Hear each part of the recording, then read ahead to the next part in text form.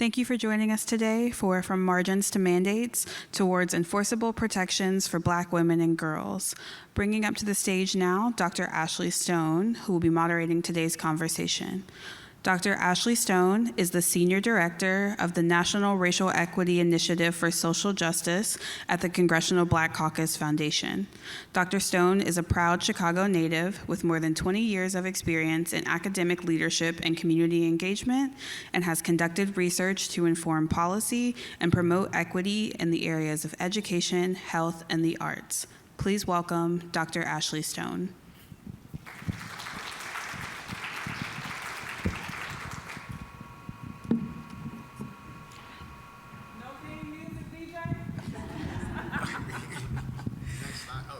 Good afternoon, everyone. Thank you so much for joining us for this session. How are you all doing? Day one of ALC. Excited to see you all here. Thank you so much for joining us. I'm honored to welcome you all to the Congressional Black Caucus Foundation's 54th Annual Legislative Conference, made for this moment, Power, Policy, and Progress. This is the nation's largest public policy conference that focuses on issues that are important to Black communities. So I thank you for joining this session, From Margins to Mandates. Before we begin, I would be remiss if I did not thank our convention center staff and vendors who are holding down AV for us and provided snacks. Thank you all so much behind the scenes. At this time, I would also like to acknowledge the Center for Policy Analysis and Research staff. If you all could stand, please, to be acknowledged for all of your hard work in developing this session. Everyone here was integral into making this happen. Thank you so much. So when I began my tenure 6 months ago, as the Senior Director of the National Racial Equity Initiative, I took the time to investigate the origins of the initiative. And so it was started, for those who don't know, in 2020, following the murder of George Floyd and Breonna Taylor, in response to the unleveled playing field that has historically harmed marginalized communities in this country. And so for that moment, just thinking about 2020 and where I was at that time, right? At home, right, in the midst of a pandemic, watching protests, right, from my house. And I immediately thought of Breonna Taylor, a 26-year-old Black woman who was a medical worker who was murdered in her home while she was asleep. I also thought about Aiyana Stanley Jones, who was 7 years old when she was shot, sleeping on her family's couch. And thinking about Aiyana reminded me of Eleanor Bumpurs, who was 66 years old at the time when she was shot in the midst of being evicted from her apartment in 1984.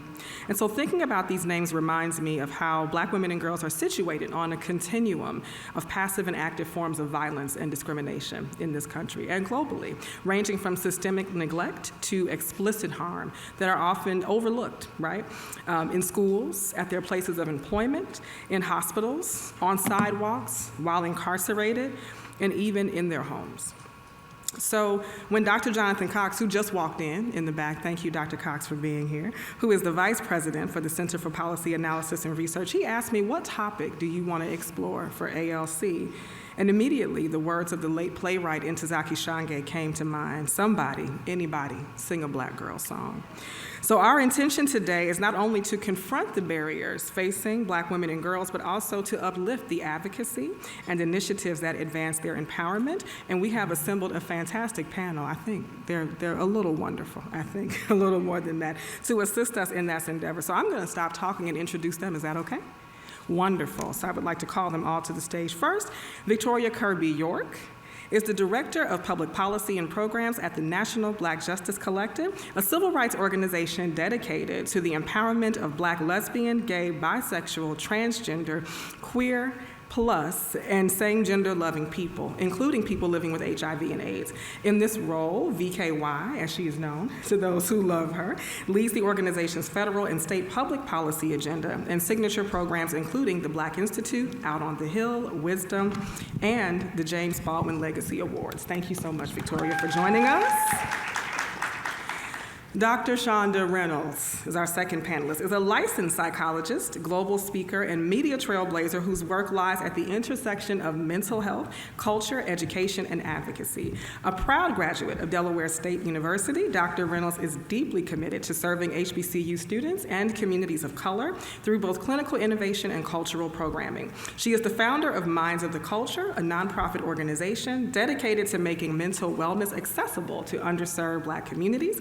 Dr. Reynolds is also the creator of the Psychology of Black Women Masterclass, a first-of-its-kind curriculum that explores the emotional, social, and historical realities shaping the lives of Black women and girls. Thank you so much, Dr. Reynolds, for being here.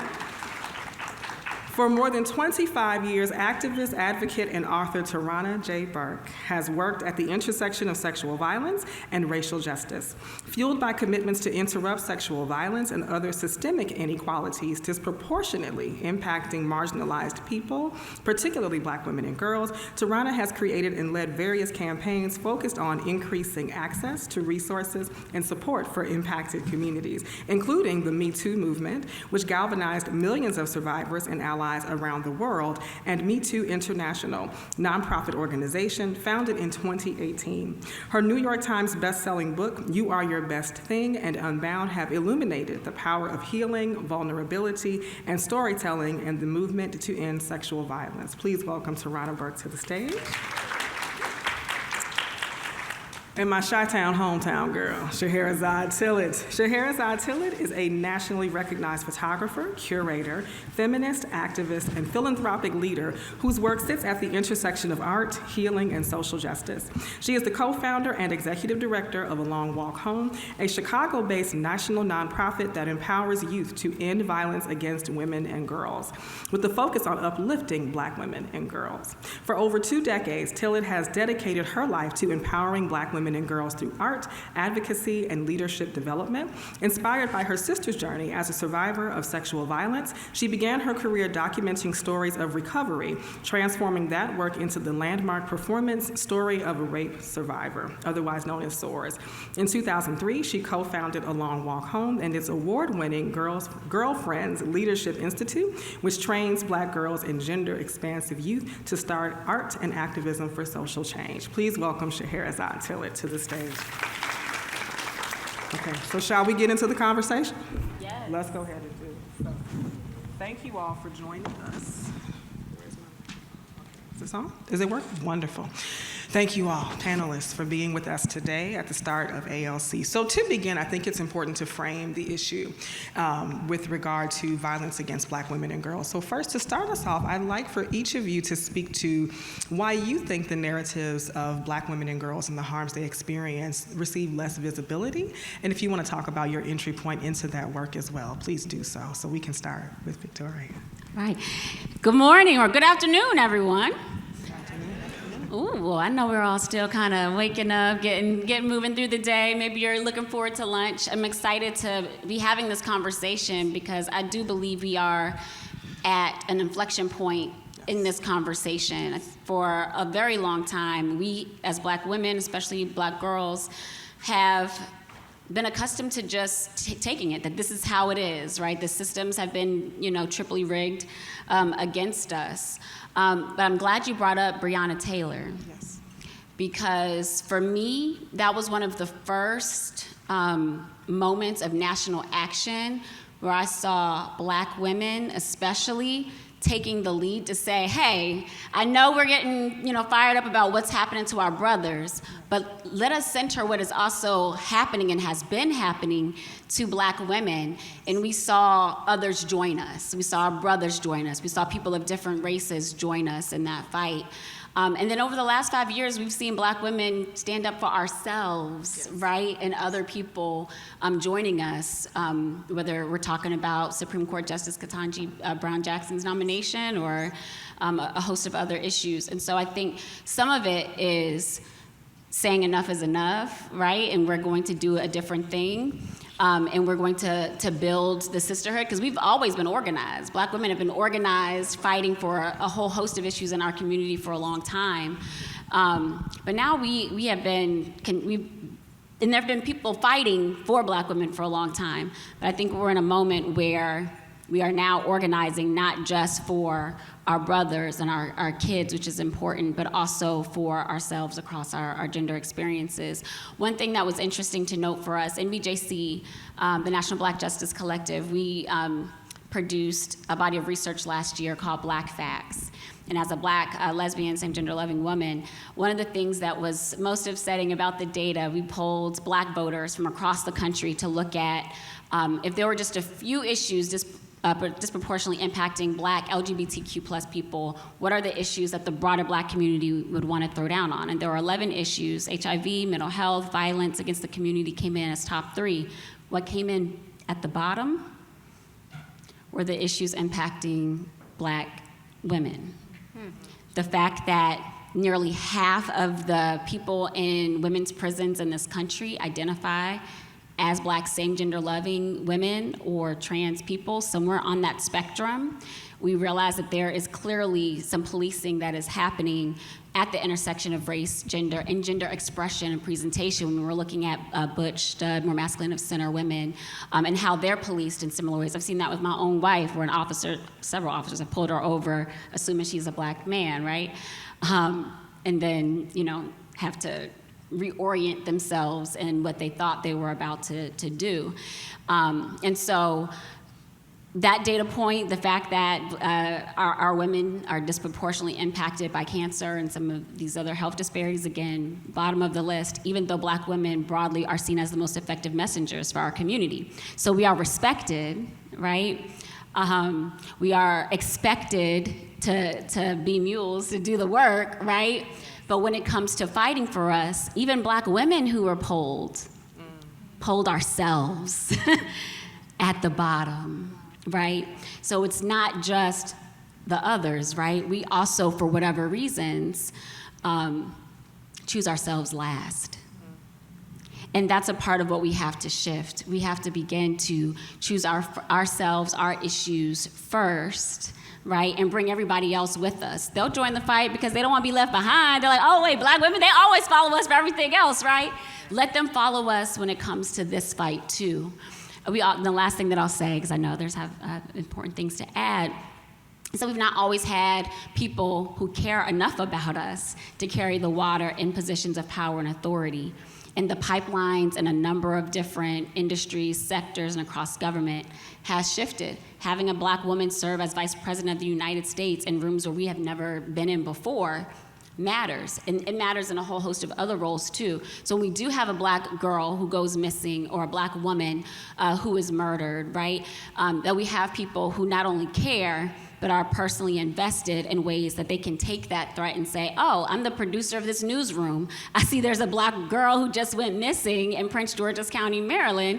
We're gonna figure this out and make sure that it makes it on primetime news, right?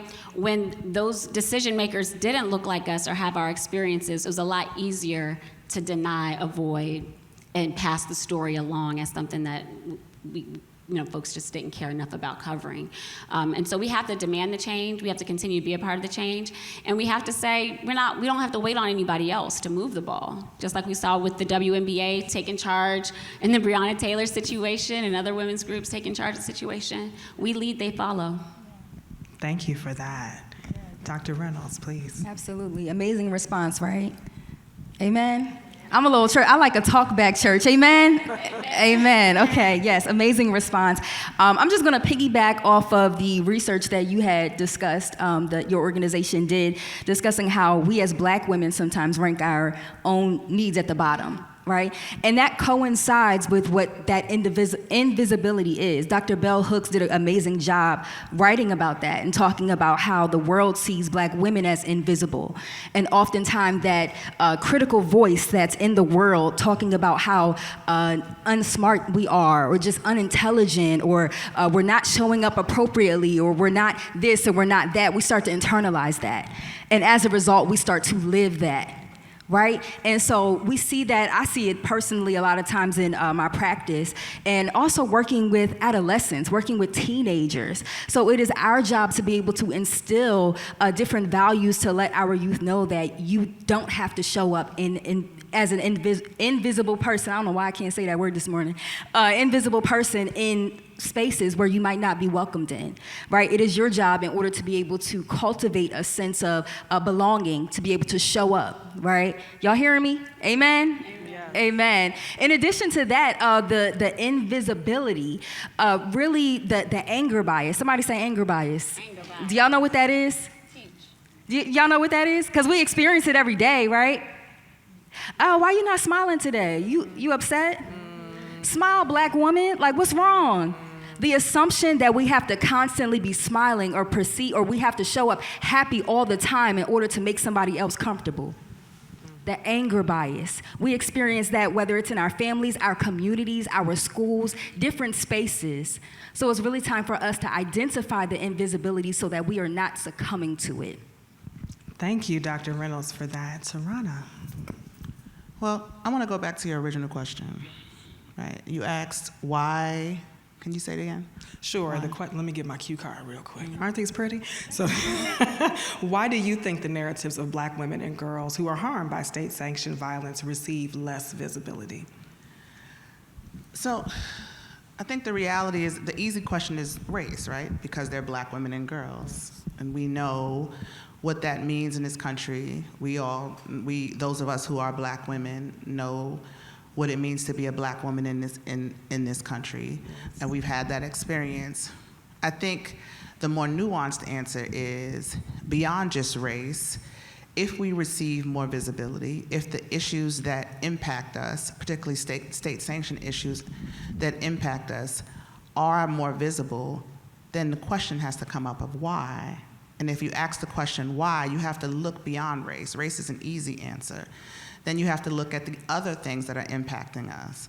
If you're going to talk about race, then you have to talk about economics, right? Then you have to talk about health. Then you have to talk about the actual disparities that we are dealing with.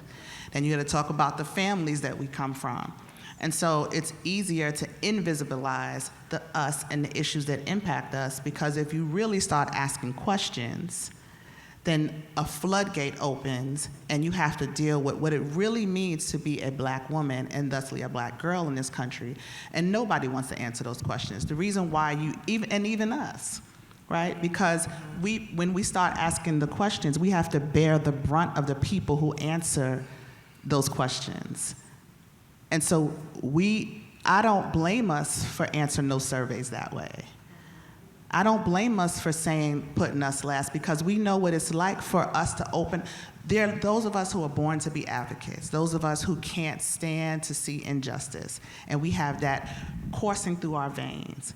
But those of us who say, you know what, I don't want to deal with this, I don't blame Black folks who say that. I would not put the onus on us, because that means we have witnessed what it looks like to stand up and ask for justice. We've seen what that looks like in real time. So we say, no, I'm not going to deal with that. I'm going to try to put food on my table. I'm going to try to keep my family safe, and I'm going to try to make it. State-sanctioned violence is just that. It's state-sanctioned. We don't have the same kind of power, right? We don't live, these systems were created to oppress us. They were created to dominate us. And so the reason why Black women are invisibilized, and Black girls even more so, is because that's a floodgate that nobody wants to open, not even us. The fact that we have some people who are willing to be courageous enough to step forward and say, I will ask that question. I will, open that door a little bit is miraculous. Because we put our bodies on the line every day for something that continues to not pay off, no matter who's in the White House, no matter what race the people are in leadership. It's the people at the bottom of the rung who really put ourselves on the line, and you don't know what the outcome's gonna be. Thank you for that, Tarana.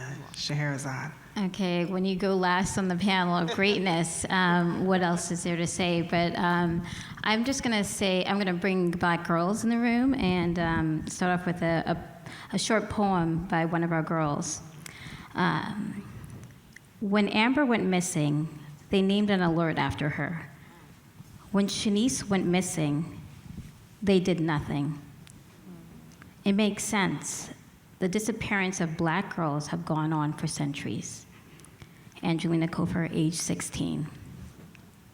And so this idea, and it always still gives me chills, that this young girl has to hold that space of like what happens if she goes missing and who would search for her.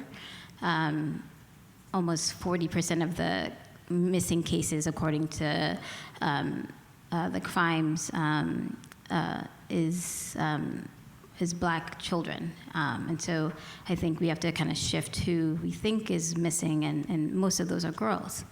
And they're talked about as runaways, and they're talked about all these different things, but except for if we actually focus on them, what we'd have to do is put resources and policies in place to protect them, right? I'm almost a little disappointed that this isn't full, but not surprised, you know? Especially in this moment and urgency that is, we are currently visibly seeing with Black women in the labor forces, particularly in DC, that over 350 jobs have been forced to left the labor for Black women. And the impact of that is so detrimental. We're already at the verge of so many different things, evictions and housing crisis, and what that really has, right? So that's a direct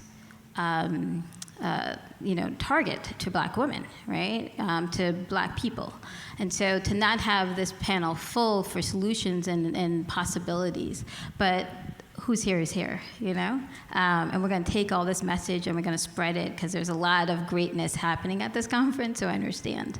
But yeah, so I just wanted to really, I think those are the things I think, right? Like we would have to, if we really address these issues, right? And that's addressing the issues around Black women and girls would allow us all to be free.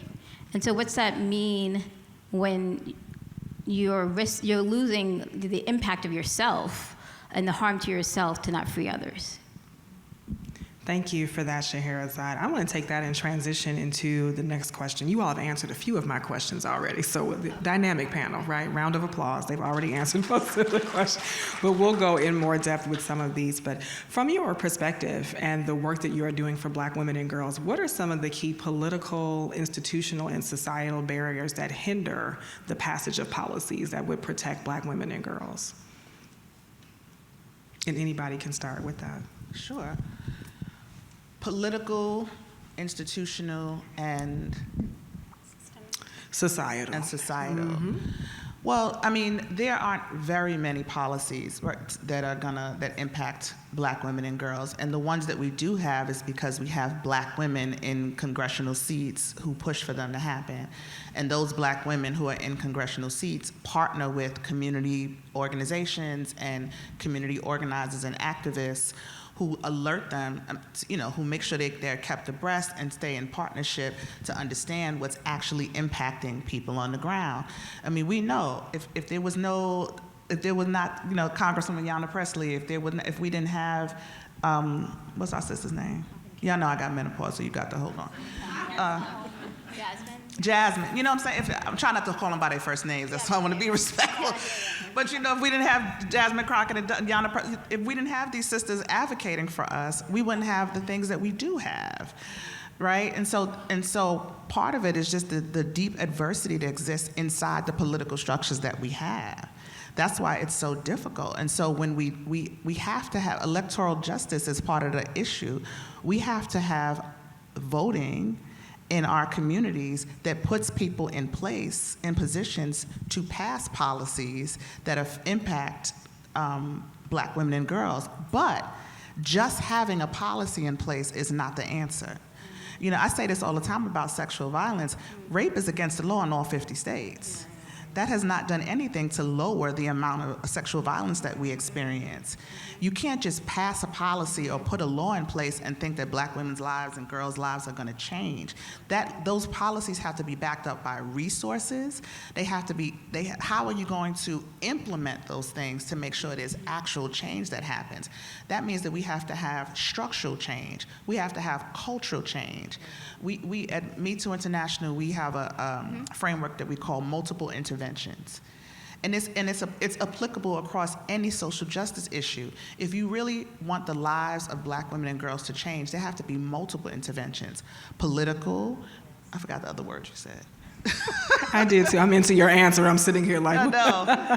Institutional, political, and societal. Institutional, political, and societal. Societal I look at as narrative, cultural, the ways that we think about Black women and girls, right? The ways that we're portrayed. I am by far not a prude. I'm not conservative in the ways that we think of conservative, but the narratives that we have around girls and black women and girls right now, I'm gonna just say this really quickly. My colleague was on the plane coming from Atlanta the other day, and a cast member from one of these like bad girl fighting shows, whatever, was on the plane, and she had a doll in her image. She was carrying it, so that's how we know. And this particular woman, when I looked her up, has like a wild reputation, like nasty attitude, always fighting people, because that's what sells, right? And who knows, that woman probably had, I think most of those women have some trauma in their lives they trade on that trauma, and they put them on television and they sell that back to us, right?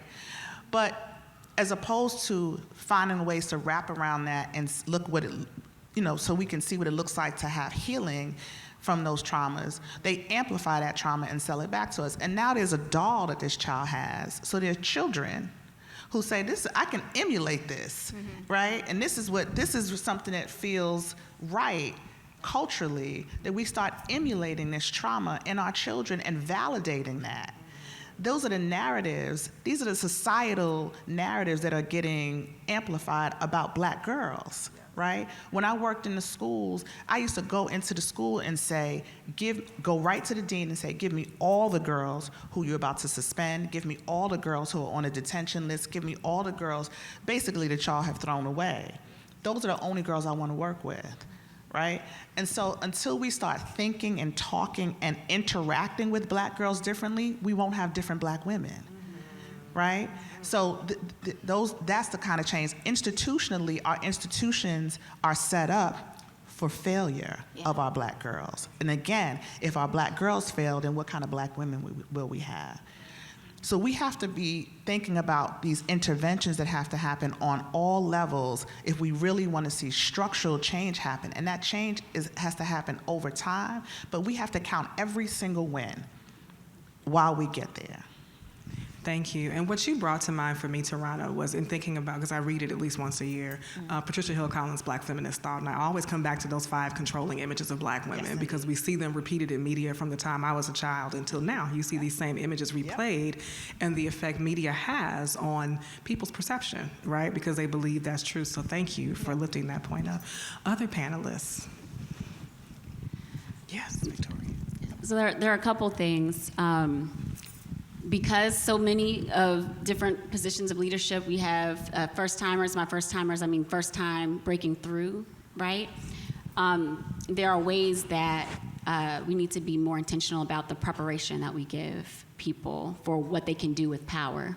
That's been the thing that I've been sitting with since Inauguration Day, probably before, has been the ways in which different roles are being maximized, from the Oval Office to different agency roles across government, right?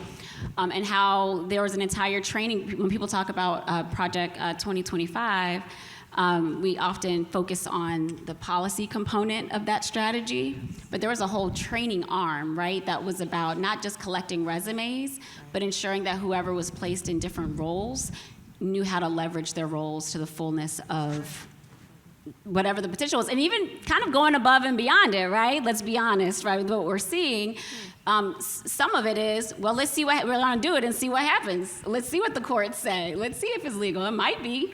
Let's do it, right?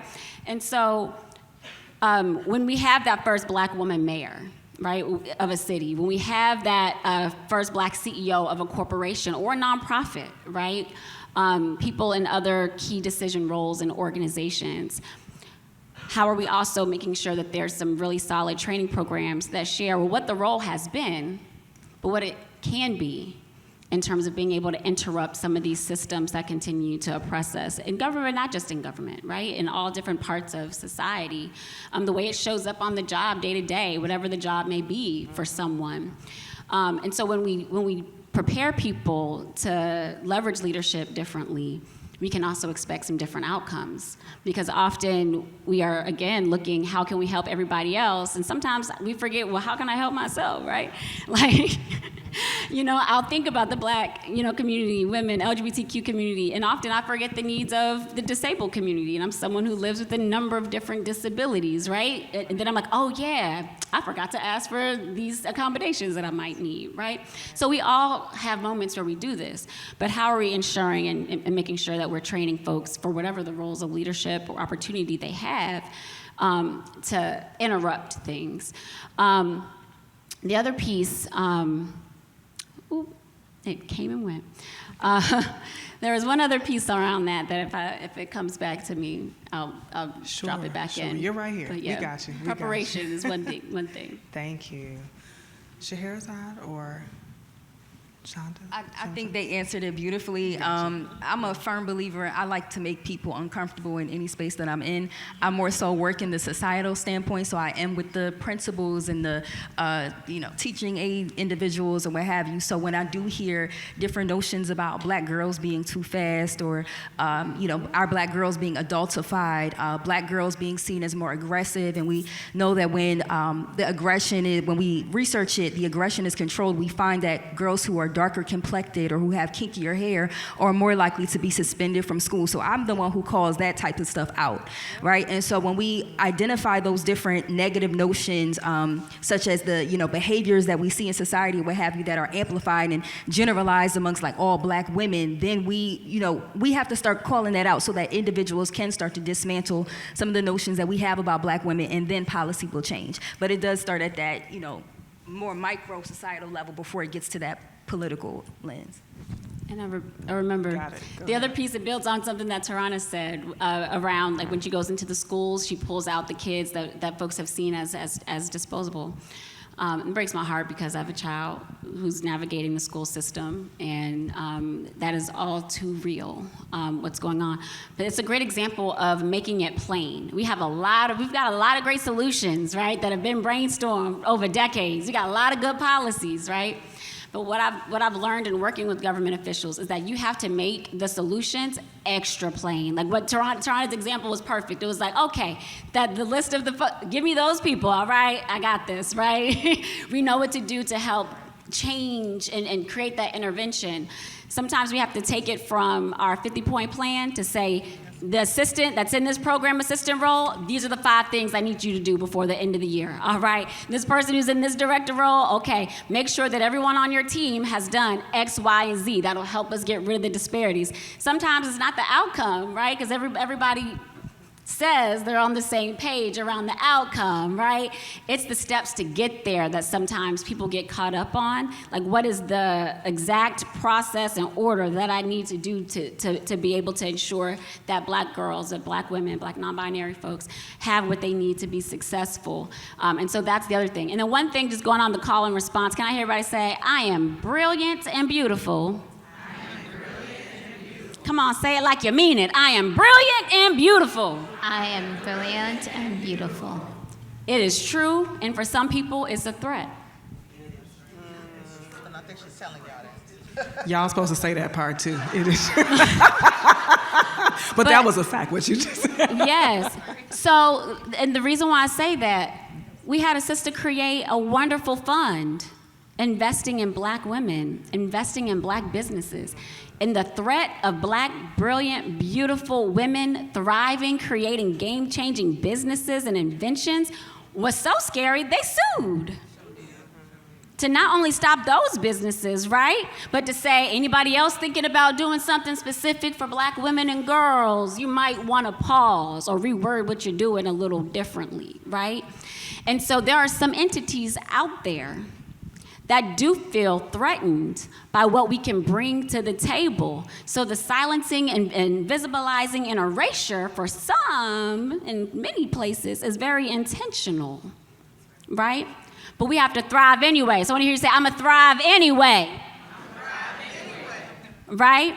Because the one of the easiest ways, well, easy is probably not the right word, one of the clearest ways to shift fear is for people to see the fabulousness anyhow and realize it's to my benefit that these brilliant, bold, beautiful Black women and girls are successful, because those businesses stood to help Black folks, but everybody else too, right?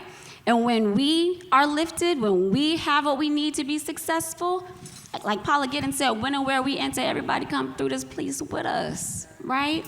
And so that's why I say we're gonna thrive anyway, but let's be clear, in many spaces and places, the reason it's not moved upon is intentional. And when we give them the playbook and say 1, 2, 3, 4, 5, this is what you need to do, let's move this thing forward, and let's circle back in a few weeks to make sure this thing is moving and see if there's some questions for clarification that you might have, it puts people on the spot to be able to say, well, if you say you believe in equity for everybody, you believe in equality for everybody, what's the holdup?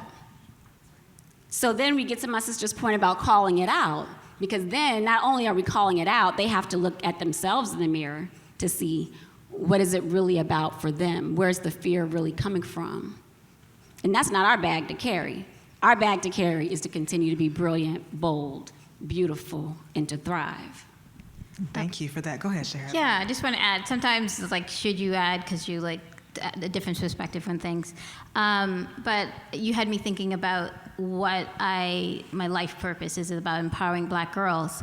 And so for a while, we founded A Long Walk Home, me and my sister, again, 25 years ago, and it was based on her story and her healing process as a sexual assault survivor.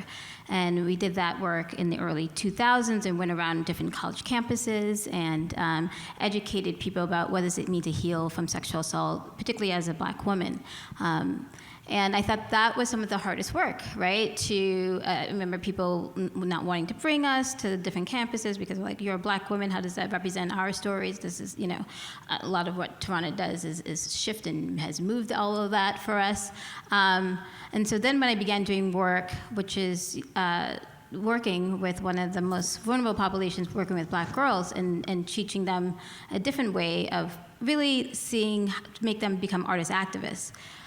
I think it's one of the hardest works, but most rewarding works of my life, the most rewarding works, because Black girls, there was a study that came out maybe 5 years ago before the pandemic, that Black girls, more than any ethnic background, see themselves as leaders, right? They see themselves as, and it's clear, right? Darnell Frazier is an example of that, who often is erased. Does people know who Darnell Frazier is? Do we know who George Floyd is? She is the young girl, the 17-year-old girl who videotaped that. We would not know that if it wasn't for her courage to step and do something right, right? She's like, I couldn't watch him die. I just couldn't. I had to do something. That I saw him as my uncle, right? There were lots of people there, right? And fearing for their life. Right? To see something like that, and this 17-year-old steps up, and we are all changed because of her, right? But she's erased, right? She's erased from the storytelling, and that is significant. And so that is what the work, I think, that makes it hard, is that I realized it wasn't just about empowering these girls, it was about changing every system that they were a part of.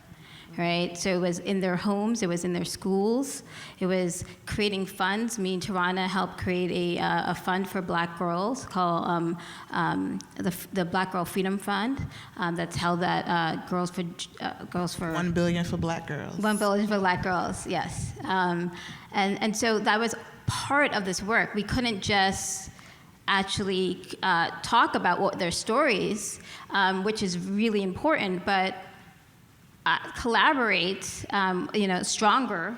We are stronger together to create actual resources for everyone, right? That's a really important part of this. So just really thinking about what are the solutions, I think, is hopefully coming from this, is like really thinking about every system and how do we reclaim it and impact it to really do the work, long-term work in terms of empowering Black women and girls.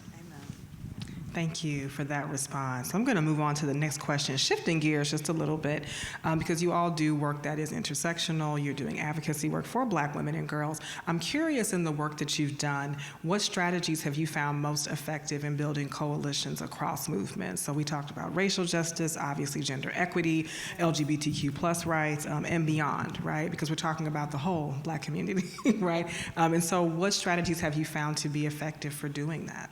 Sure. So at Me Too, we have what we call our flanking strategy. And I think, obviously I'm biased, but people don't realize that sexual and gender-based violence lives inside of almost every other issue. And often we don't think of sexual violence, for sure. We don't think of it as a social justice issue or a public health crisis. And we should. We should. We individualize it, right? It's like, oh, I'm so sorry that thing happened to you.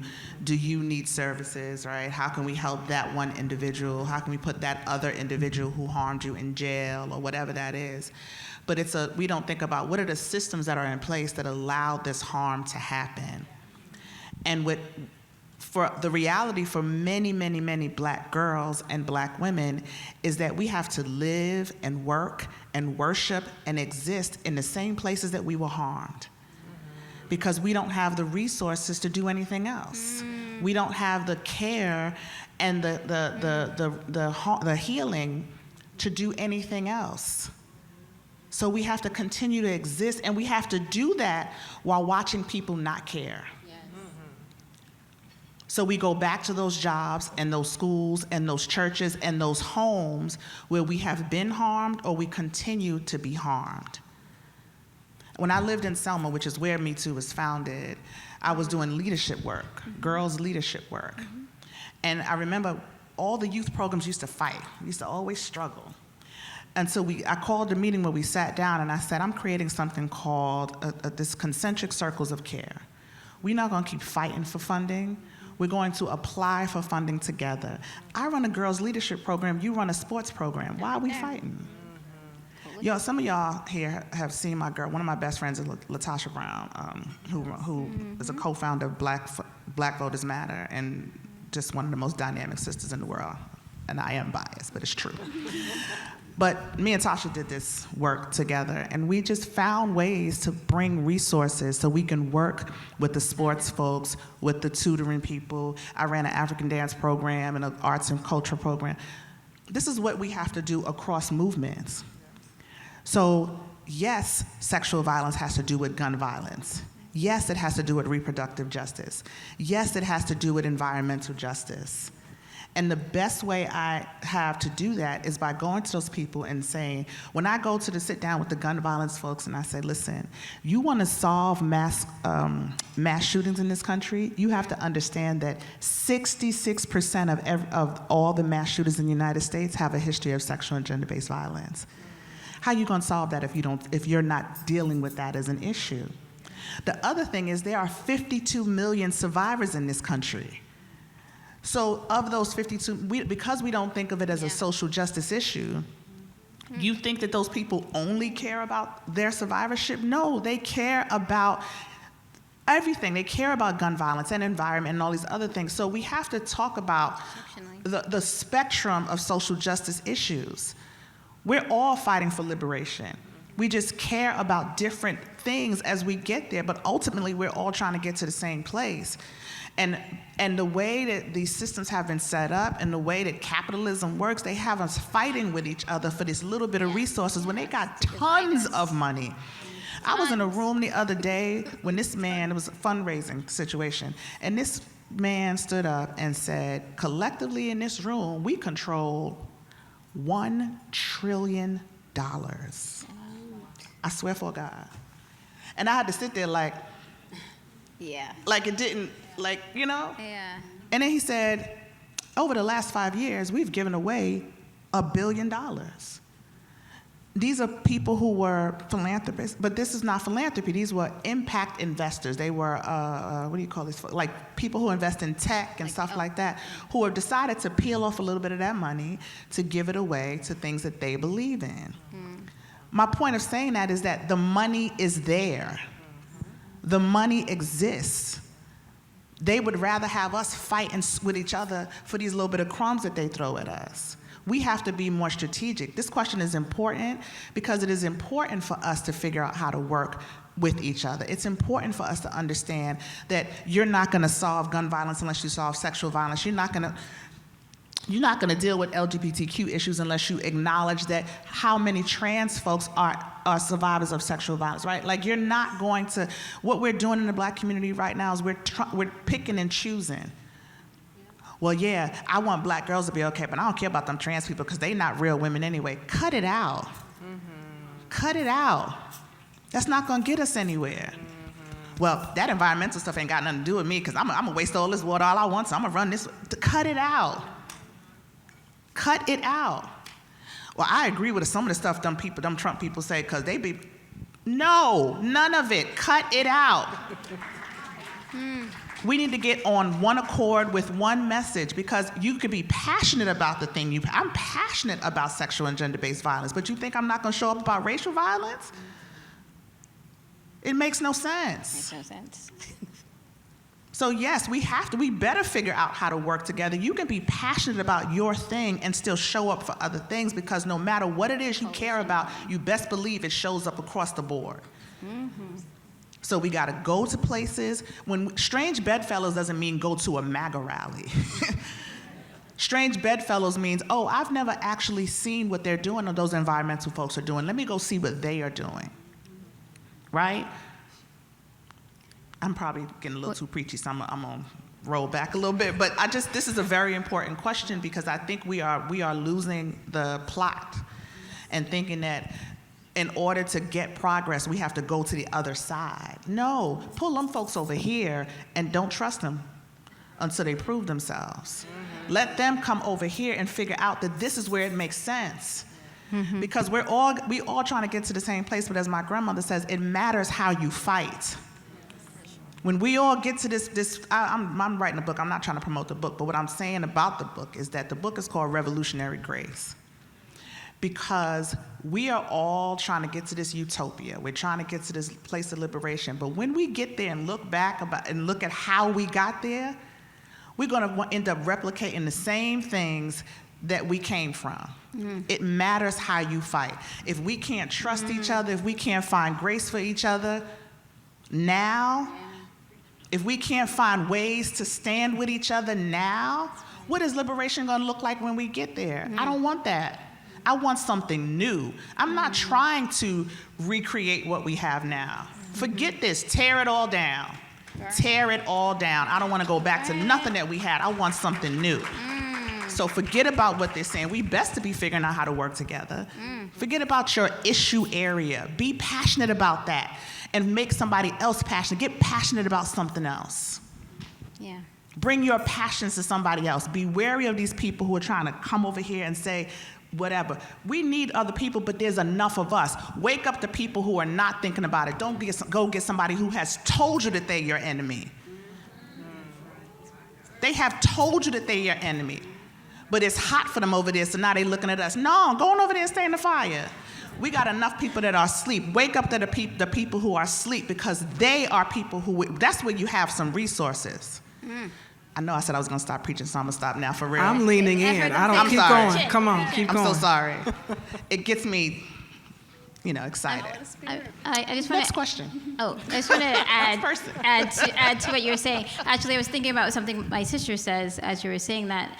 Salamisha Tillet, she says that they oppress us, right, in all of these multiple ways, right? So why wouldn't, they are attacking reproductive justice, the same time they're attacking education, at the same time labor. And so why wouldn't the solution to freedom be in these multiple ways? Absolutely. Right? So, so we have to kind of think of this coalition building. It is critical. It is highly critical when you're under-resourced, right? To pull our resources together and really build. And I want to say, you talked about solutions, and what you were talking about, imagining the freedom, the arts. I have to pull the arts. I'm an art organization. I'm an artist. But I think there is no social justice movement without young people. There's no social justice movement without the arts. It is key and it's centered. It often is looked at as an other. When we talk about social justice, we talk about everything else. It is central for healing, but for mobilizing and speaking the truth. I'm really processing these last 2 days. I kind of went from a lot of different things in our city of Chicago, where I'm working on this altar project for missing and murdered Black women and girls, but also a monument for Rekia Boyd. Yes. And we just did our site visit, I think it was 2 days ago, and it was just still kind of like, so Rekia Boyd is a young woman who was killed by the on-duty officer, police Dante Servin, in 2012.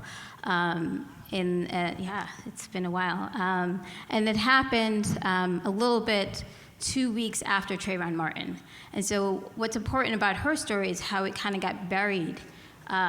Even her brother talks about, like, even in her death, she was invisible, right? Like, trying to fight for her name. And it's kind of even hard for us to believe that because of how we see Breonna Taylor, but I believe that it would be no Breonna Taylor if it was not for the advocacy that people did to create the Say Her Name movement, to center Black women's names during to be able to, or Sandra Bland. I think, so Rekia Boyd, I worked in that neighborhood. I think what I'm unsettled by is the fact that Dante Servin continues to live in that neighborhood, a place where he killed her. And so over the summer, I saw his house boarded up, and I've never really talked about this publicly, but we might as well just tell all the truth. His house was boarded. I took our young people there because they're dreaming, imagining what the park. So it was one of the biggest parks, one of the fourth largest parks in Chicago, where she was listening to music and hanging out with her friends. And then he shoots her from the back of her head and dies 24 hours later. The family pulls her off of life support, and immediately they have to go publicly in grief and advocate for her. And so I think, what does it mean for someone to still live in that neighborhood? But not only still live where you killed someone, but what I saw 2 days ago is expand. New windows, new doors, power washing, right? It's not only a certain type of murderer that would do that, but that idea of taking up space, and there's a Blue Lives Matter flag with the American flag, and we're talking about a 90% Black neighborhood. We're talking about a neighborhood where Fred Hampton was killed, where Martin Luther King marched in the 60s for housing rights, where Ta-Nehisi Coates writes about redlining, right? This is a very important neighborhood in the United States. But this idea of really colonial power in this moment to really take up space in so many ways. And so we're committed, this is where we're committed, to building a monument in that park that represents and celebrates, like, Black girlhood. And I just got more oomph when I saw him expand, right? Like, doing all these constructions things, and even try to come up to us to intimidate us during the site visits with the artists. And so I'm literally still processing that, but I'm also just giving you a sense about the power of the arts, the power of justice, like what happens when the marches stop, and we continue, what art can be in that place, a sense of a reminder always, but also really trying to take up space in a different type of way that other things can't, right? Thank you for that, Scheherazade. Victoria. Okay, let's see. So NBJC creates policy and culture change by working specifically, not exclusively, but specifically on LGBTQ inclusion within racial justice movements and racism within the LGBTQ plus movement. And so from our beginnings, we've sat at tables across both of those movements, but because we're also a small staff organization, right? There's 3 of us. People often think there's a lot more because we punch above our weight. we are part of dozens of different coalition spaces, so that if we see a policy change that we think needs to happen, but there's 3 of us and nobody who's a dedicated, person who's doing congressional education all the time, but I'm on a call with 50 organizations that have teams that have like 15 people deep in that area. I know if I drop some knowledge, some wisdom in the space, somebody gonna pick it up, right? And we'll be able to run with it. I can tap back in and say, you need some more advice on how to move this piece forward? Okay, awesome. You're gonna take that to your team? Wonderful, that's great. And so there are a number of policies that we're able to have happen, including an interagency work group focused on ending the epidemic of violence facing Black transgender women during the last administration, because we use that same model. We were on a call with other federal healthcare advocates. We were like, the interagency work group could help us drive down these numbers, right? And they, within 3 months, had it set up, it was operating, and we have seen a reduction, still way too high, but it was something we were able to do, not just only in our power as NBJC, but being in the right rooms with the right people who also were able to engage the right decision makers to move things forward.